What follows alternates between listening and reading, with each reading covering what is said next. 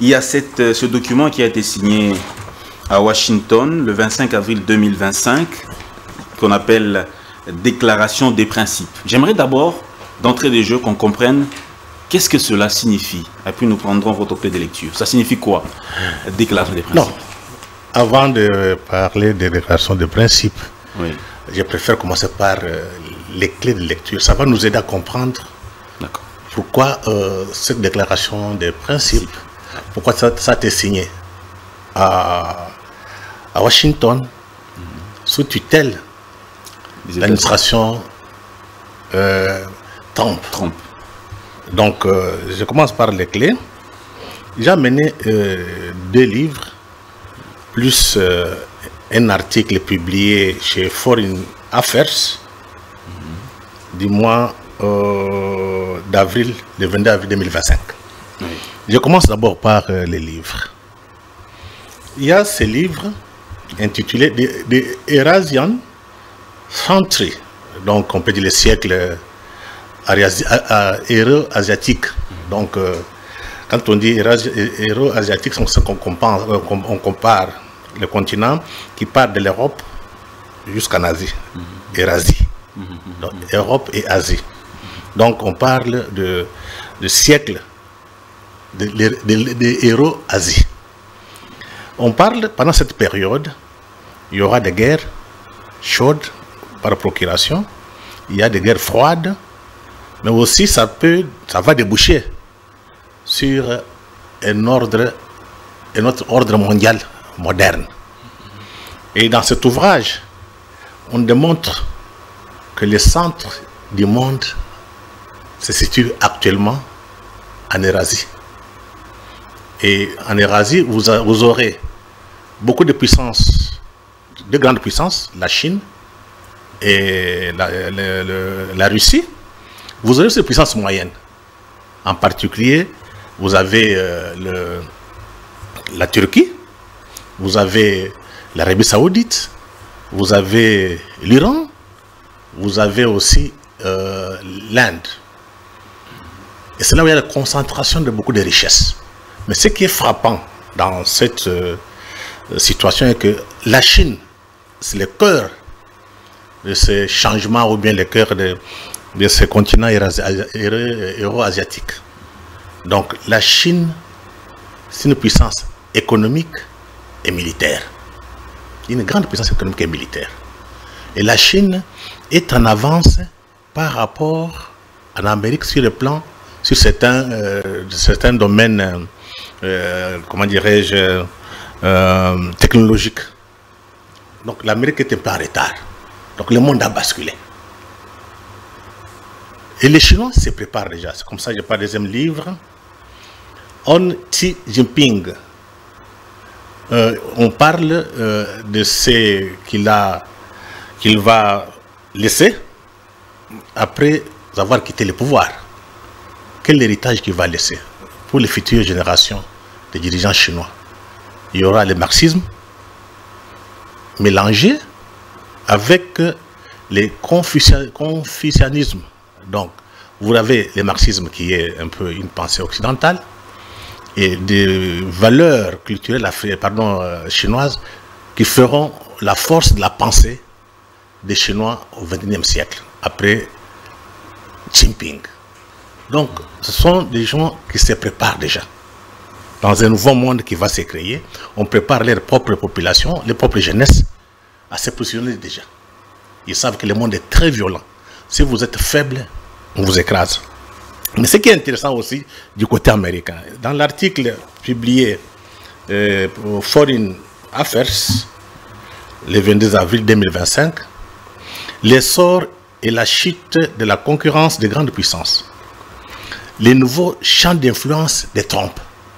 Donc ici on donne un peu, quelle est la vision de Trump, la vision du monde de Trump? Ce n'est pas tellement compétition entre grandes puissances, mais ici on parle de collusion entre grandes puissances. Un système de concert semblable à celui qui a façonné l'Europe au 19e siècle. Ce que Trump souhaite, c'est un monde dirigé par des hommes forts qui travaillent ensemble pas toujours dirigés par des hommes travaillent ensemble, pas toujours harmonieusement, mais toujours avec détermination pour imposer une vision commune de l'ordre au reste du monde. Donc, Trump, il va négocier avec la Chine.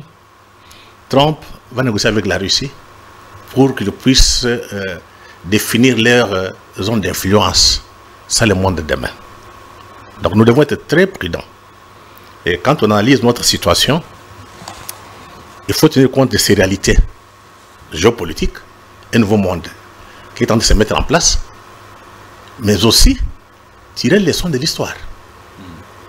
Parce que c'est pas la première fois que quand des grandes puissances s'affrontent, que les Congo subissent. En 1885, c'était ça. Ce sont les grandes puissances qui ont décidé de se partager l'Afrique. Pour ne pas dire se partager comment on appelle ici, pas la forêt, mais le nom m'échappe, se partager le Congo en quelque sorte, les bassins du Congo. C'était ça l'objectif de la conférence de Berlin. En 1885. En 1885. Donc, qu'on tire les leçons du passé, qu'on voit ce qui se passe maintenant, qu'on essaie de projeter l'avenir. Donc, c'est à nous maintenant de savoir, nous voulons quoi. Je pense qu'on passe beaucoup de temps dans de futilités. Et beaucoup de gens disent que Félix a vendu le pays. Oui. En signant cet accord. Déclaration de principe. Déclaration de principe. C'est ignorer l'histoire, ignorer la géopolitique.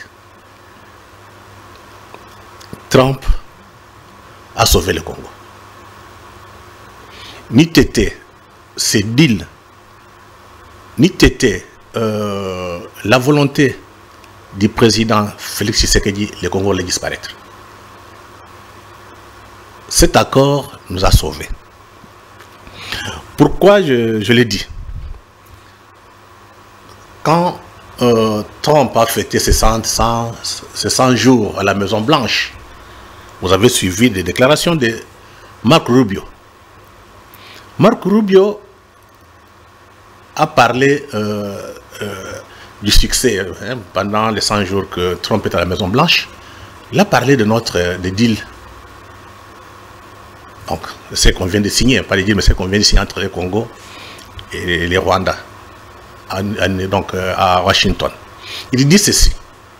On nous a dit, on nous avait dit que cette crise est insoluble. Donc on perd le temps. On leur a dit, qui leur a dit?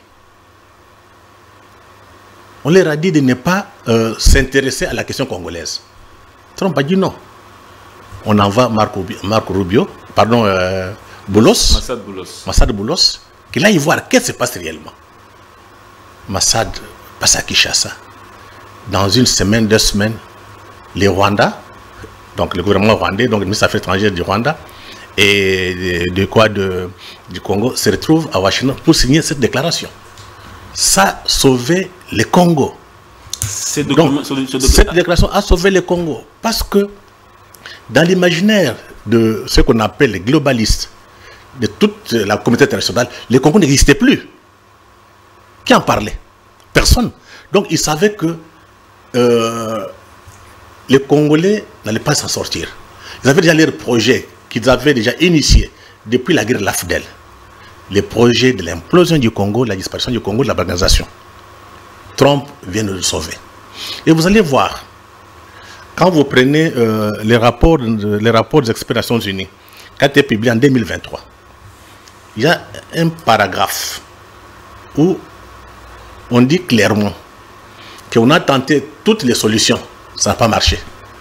Vous avez les troupes congolaises, FARDC, vous avez les troupes rwandaises, pardon, ougandaises, vous avez SADC, vous avez EAC, vous avez qui encore ici, MONUSCO.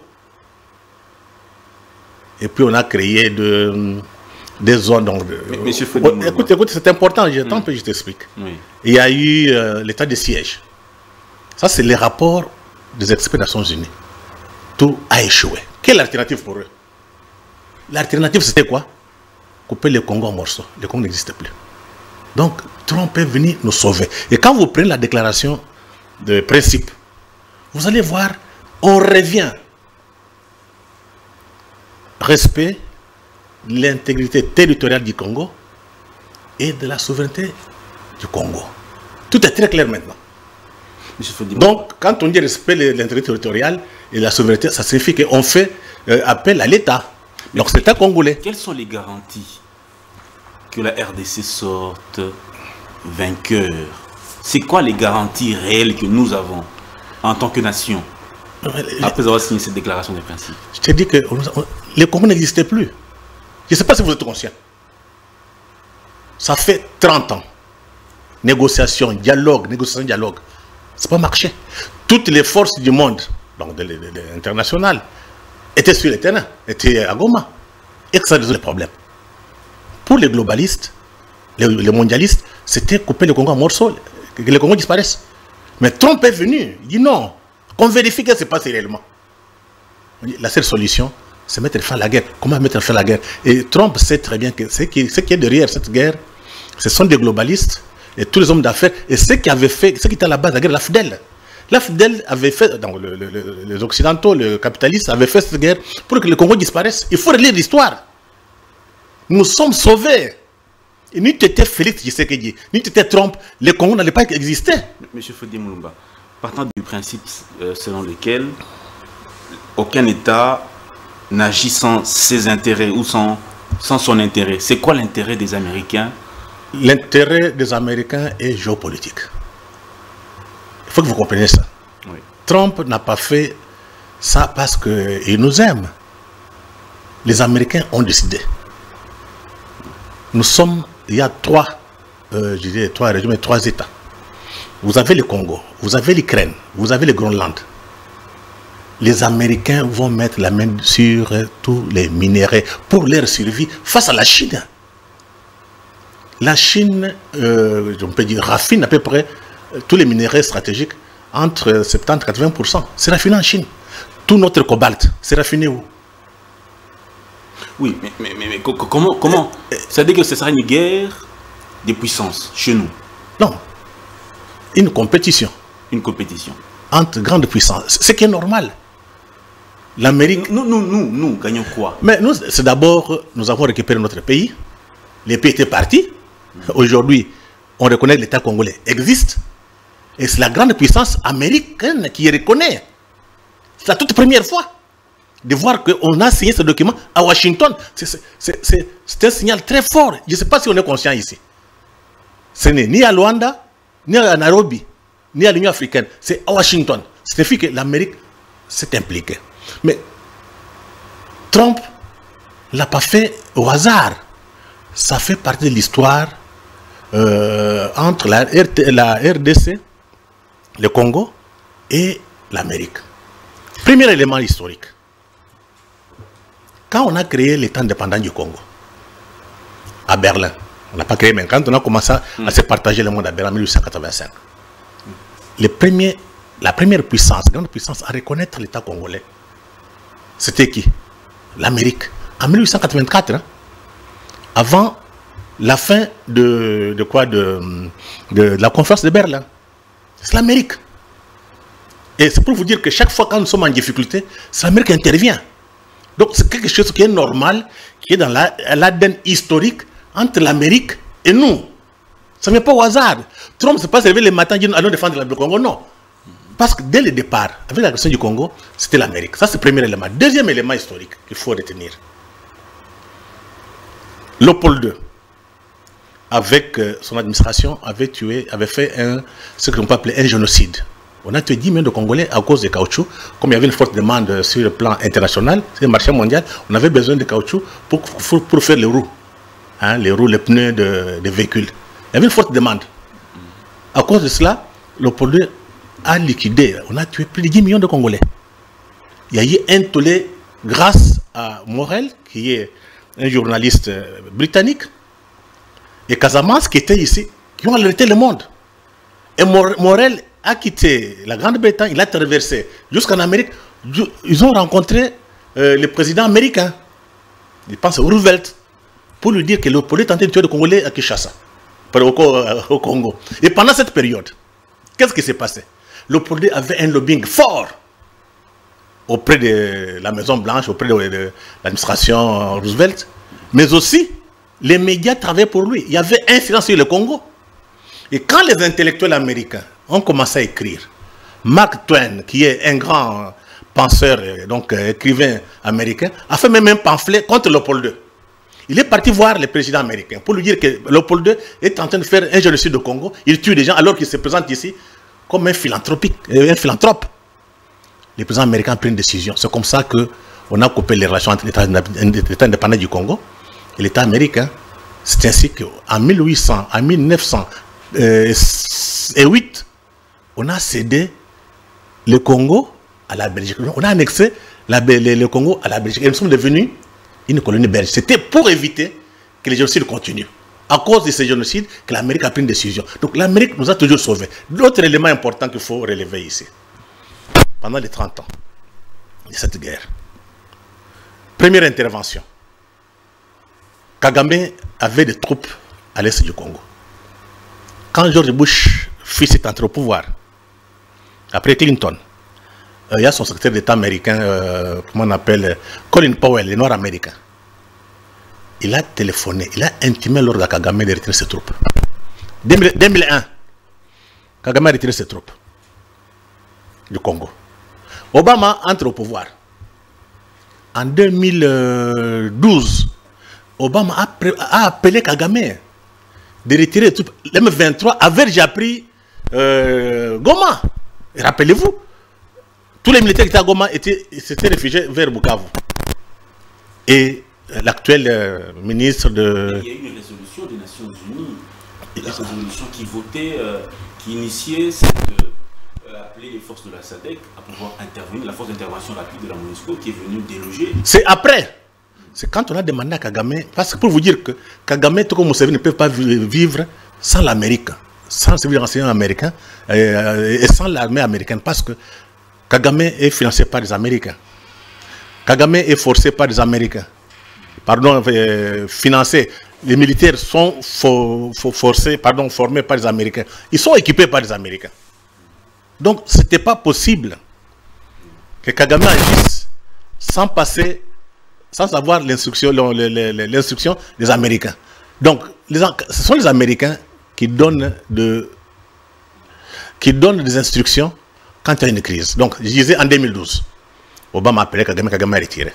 C'est ainsi que nos forces, avec les forces des Nations Unies, ont chassé les restes des bandits. Ils sont partis se réfugier en Ouganda et au Rwanda. Maintenant, là, l'Amérique s'inscrit toujours dans la même tradition d'être à côté du Congo pendant des périodes difficiles, quand le capitalisme occidental prédateur fait des ravages. On a appelé, il y a deux résolutions. La première résolution, c'est 2773, je pense, hein, des Nations Unies.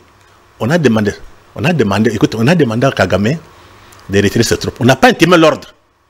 Pour vous comprendre un peu comment la politique étrangère, comment la politique au niveau des Nations Unies fonctionne. On l'a pas, ils savent que Kagame a des troupes à l'est, à Bukavu. Il occupe le Bukavu, il occupe Goma. Mais au lieu d'intimer l'ordre, qu'est-ce qu'on dit? On demande à Kagame de retirer ses troupes. Ça, c'était la résolution. Mais qu'est-ce que les Américains ont fait? Pour voir que l'Amérique est toujours à côté de nous, qu'on ne se trompe pas. Les Américains ont le département de trésor américain a sanctionné Kabarebe et Kanyuka. Kabarebe, c'est le ministre de Kagame, l'homme fort, donc le stratège de Kagame, les bras droits de Kagame, est sanctionné par les trésors américains. Et vous avez Kanyuka, l'autre bandit de FCC M23, sanctionné aussi. Kagame lui-même n'est pas sanctionné. On ne peut pas le sanctionner parce qu'il est chef de l'État, parce qu'il est au pouvoir. Mais on a frappé sur son type de main. James Kabarebe, c'est celui qui avait amené l'AF de la Kinshasa. Il était chef d'état-major ici. On a tendance à oublier. Ils sont très importantes.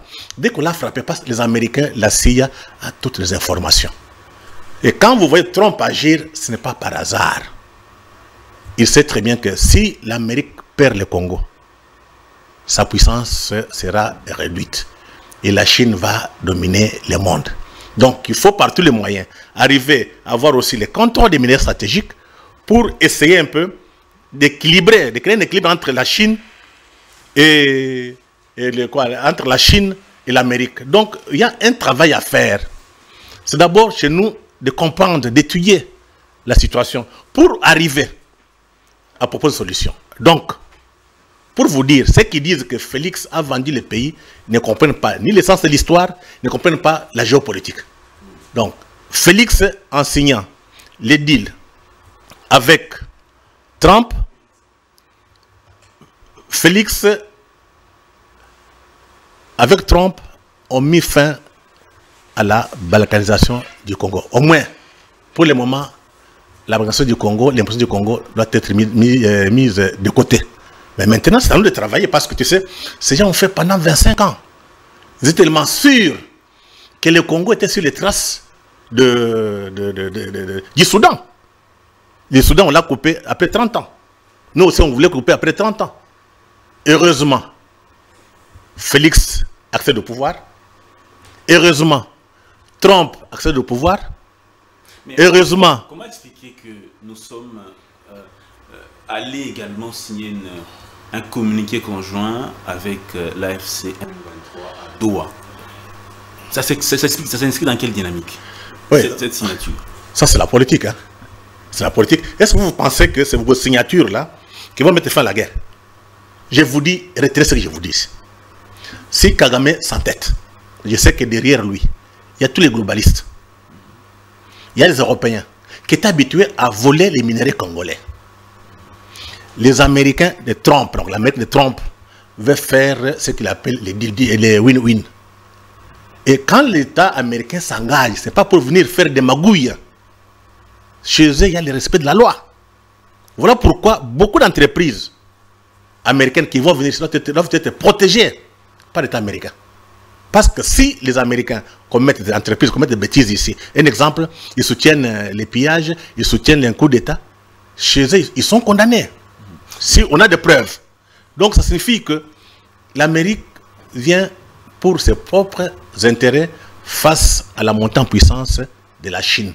Mais nous pouvons profiter de cette situation pour définir nos intérêts et les défendre.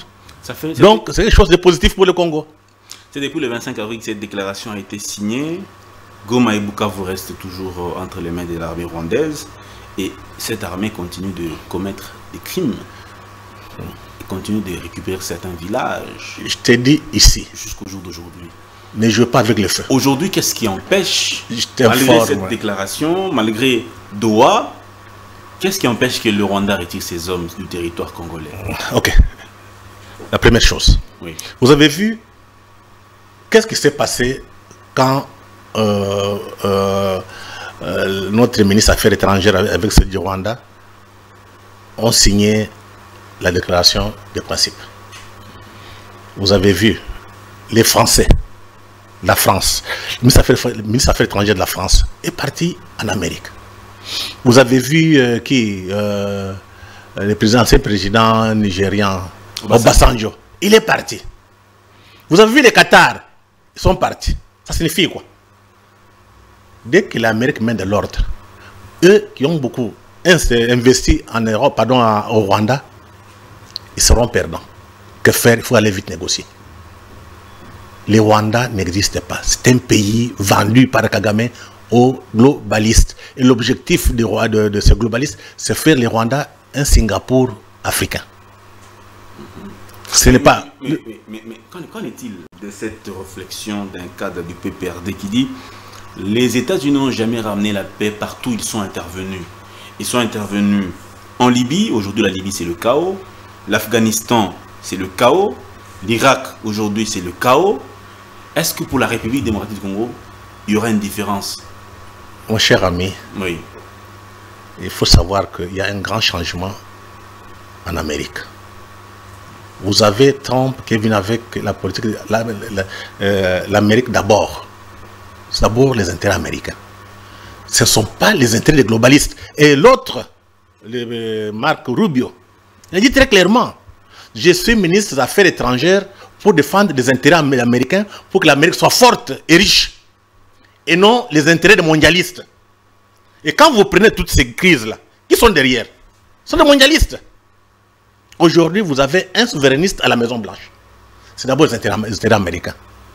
Donc, c'est à nous maintenant de savoir où sont les intérêts, comment les défendre. L'Amérique vient ici pour ses propres intérêts.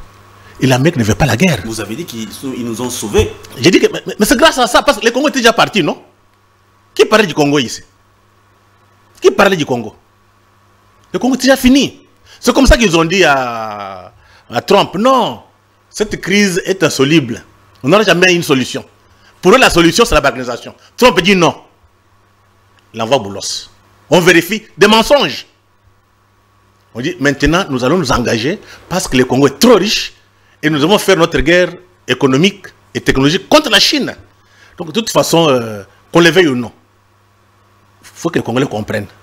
Les Américains vont imposer la paix ici, sans votre volonté. Ce n'est pas vos histoires où on va négocier et vous avez... Ces déclarations, c'est une perte du temps. Mais par contre, ils veulent tirer les choses en longueur. En longueur, parce que dans leur mentalité, ils disent non, il faut... Trompe à 4 ans qu'il lui reste. Donc dans 4 ans là, il faut tirer les choses en longueur. Comme ça, il va partir. En partant, nous récupérer la situation. C'est comme ça, c'est ce que ceux qui parlent ici veulent tirer les choses en longueur tout simplement. Mais la réalité, c'est quoi? Les Américains travaillent pour leur survie. Ils vont mettre de l'ordre. Et puis, un autre élément important qu'il faut relever ici. Oui. À travers cette crise, vous avez maintenant ce que je peux appeler à l'interne des représentants en quelque sorte. Vous avez l'Amérique de Trump, qui est avec le gouvernement congolais, donc avec le régime, le gouvernement de Tshisekedi. Vous avez les globalistes, les Européens, qui d'autres encore, même les Chinois. Ils sont avec qui? Avec Kabila, avec ceux qui ont signé là. C'est qui ont signé? Déclaration commune de l'opposition. Ah, c'est qui ont signé? Kabila, Fayoulou, Katumbi. Ok. Et ils représentent les deals chinois. Les 4 ici? Non, tous. Ils représentent, parce que, imaginez-vous, parce qu'on a toujours tendance à oublier, on a signé ces deals chinois qui avaient signé, c'était durant le Kabila, non? La Chine a 80% des sociétés, donc les sociétés chinoises, 80% des sociétés chinoises contrôlent tout. Non, mais c'est la RDC qui a signé. Je t'ai dit, c'est le régime Kabila qui a signé. Maintenant, il y a le régime qui sait qui va signer. Kabila a signé avec les Chinois. Mais ça engage la République. J'ai dit, c'est ce que j'ai dit, non? Oui. Kabila a signé avec les Chinois. C'était l'État congolais. Maintenant, Félix Tshisekedi va engager les États-Unis d'Amérique. Donc, il y a l'affrontement. Kabila et les autres représentent la Chine, les deals chinois. Félix Tshisekedi et les autres représentent les deals africains, pardon, congolais, américains. Voilà l'affrontement. Voilà pourquoi les gens maintenant s'alignent. Parce qu'on ne peut pas comprendre. Et non comme Fayoulou ne peut pas être d'accord avec Kabila. C'est impossible. Pour l'intérêt du Congo. Ce n'est pas pour l'intérêt du Congo, parce que Fayoulou, je vous rappelle ici ce qui s'est passé à Genève. Vous avez oublié, quand toute l'opposition congolaise était à Genève pour mettre en place une opposition et entrer en conflit, affronter donc les candidats de FCC. Qui était derrière? C'était des globalistes qui avaient financé parce que leurs intérêts étaient en difficulté. Les globalistes ont financé l'opposition à l'époque. À l'époque, oui. Contre Kabila. Oui. Félix Tshisekedi et Kamel sont partis. C'est parce qu'ils ont créé Cash. Il faut relire l'histoire. Les mêmes globalistes maintenant prennent Kabila, prennent Fayoulou, Katumbi, mettez-vous ensemble pour combattre les deals américains. Parce que les deals américains est représenté par Trump. Quel est l'intérêt de Kabila, Katumbi de s'aligner derrière les globalistes aujourd'hui et combattre? J'ai dit que ce sont les globalistes qui ont donné ordre. Ce n'est pas leur volonté. Mais ils gagnent quoi, eux, personnellement? Ils gagnent quoi? Je te dis que les globalistes ont donné ordre. Ils disent, vous devez vous aligner. Si vous n'alignez pas, vous êtes sanctionné. Mais la Cinco alors? La Cinco n'est pas différente des autres. La Cinco dans la ligne des globalistes, parce que ce sont les globalistes qui financent la Cinco. C'est des placements qui financent. On vous a dit qui finance les déplacements de la Cinco? Qui finance? ne faut pas être naïf, il faut lire l'histoire. Mais quand vous avez suivi Monseigneur Fulgence Mouteba, qui a dit que voilà, ils s'autofinancent eux-mêmes. Avec l'argent. Et écoute, avec le soutien de certains gouvernements à travers l'Afrique. Mais nous ne sommes pas des enfants quand même. Hein. Nous ne sommes pas des enfants. Je pense que la déclaration des principes, Doha, sont des initiatives extérieures. La seule vraie alternative, c'est dialogue, Cinco, ECC pour la paix et la solution durable à la crise par un pacte social. Une question. Oui. Le dialogue intercongolais de l'Afrique du Sud, ça résout quelle crise? On est où? Il faut lire l'histoire et tirer des leçons. On a fait un dialogue, non? Pourquoi ça a échoué? Pourquoi on sommes encore revenus en néant? On est où? Il y a un problème. C'est là moi j'ai dit, nous manquons ce que je ne peux pas appeler l'intelligence stratégique. Donc aujourd'hui, ce dialogue ne va rien. Ça ne sert à rien. De toute façon, les Américains s'en foutent de ça. Pour les Américains, c'est comment empêcher que la Chine mette la main sur les minéraux congolais. On s'en fout de vos histoires. On s'en fout de vos histoires. Là, aller négocier par-ci, par-là, et ils savent. Ce sont des globalistes qui les payent. Ce sont les Européens. Parce que les Européens avaient déjà signé des accords avec Kagame, en donnant à peu près 900 millions de dollars pour piller, voler nos minéraux pour leur compte. L'Amérique vient, Trump vient, dit non, on met de l'ordre. Première chose à faire, respecter l'intégrité territoriale du Congo, respecter sa souveraineté. Deuxième chose à faire, on ne pille plus les minéraux du Congo. Or, tous ces gens, que ce soit l'Union européenne, que ce soit les globalistes, vivaient grâce aux minéraux congolais volés par les Rwandais.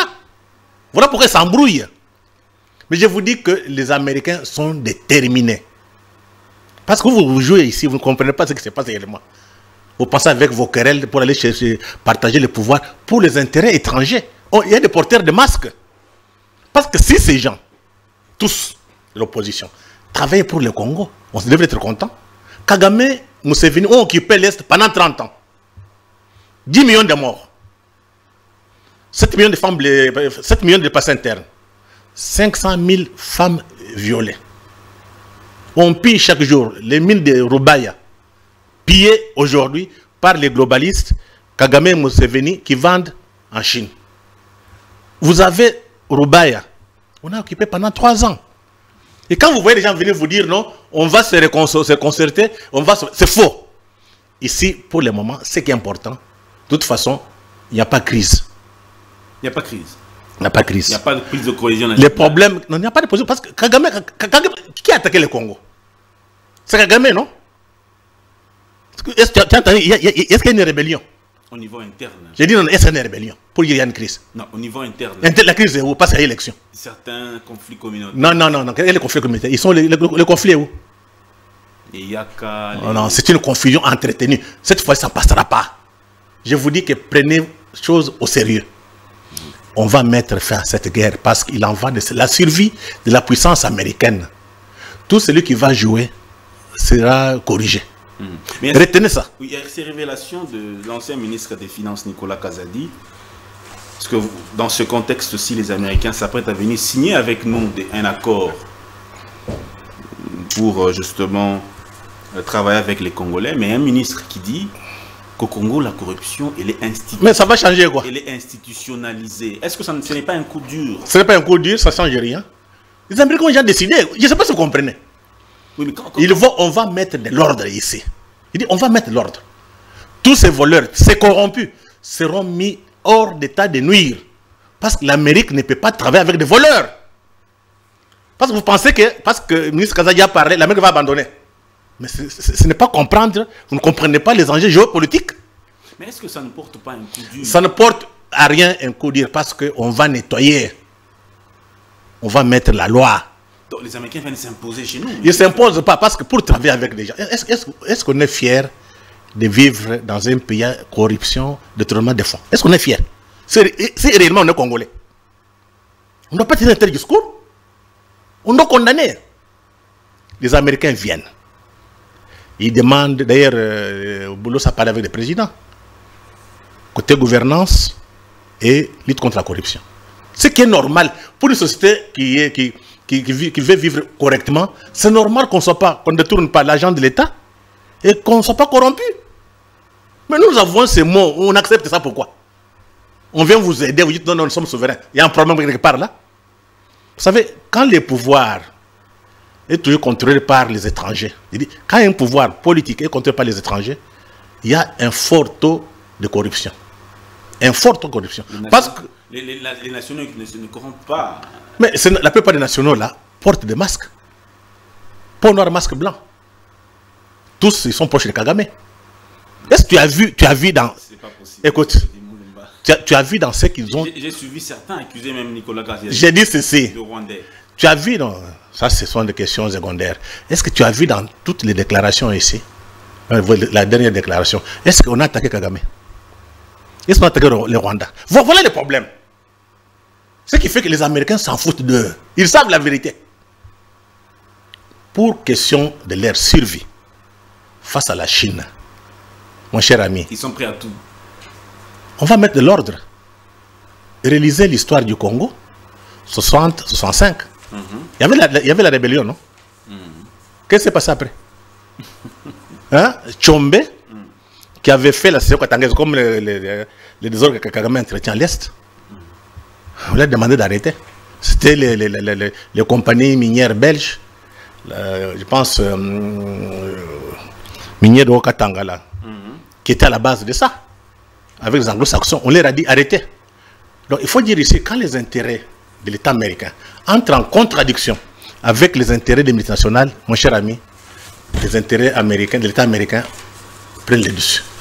Nous sommes dans ces conditions-là maintenant. L'Amérique face à la Chine. La Chine est tellement avancée sur le plan technologique. La Chine contrôle 80% des milieux stratégiques. Qu'est-ce que l'Amérique fait? Vous laissez vivre dans ce désordre pour dire vous êtes souverain, mais vous ne comprenez rien.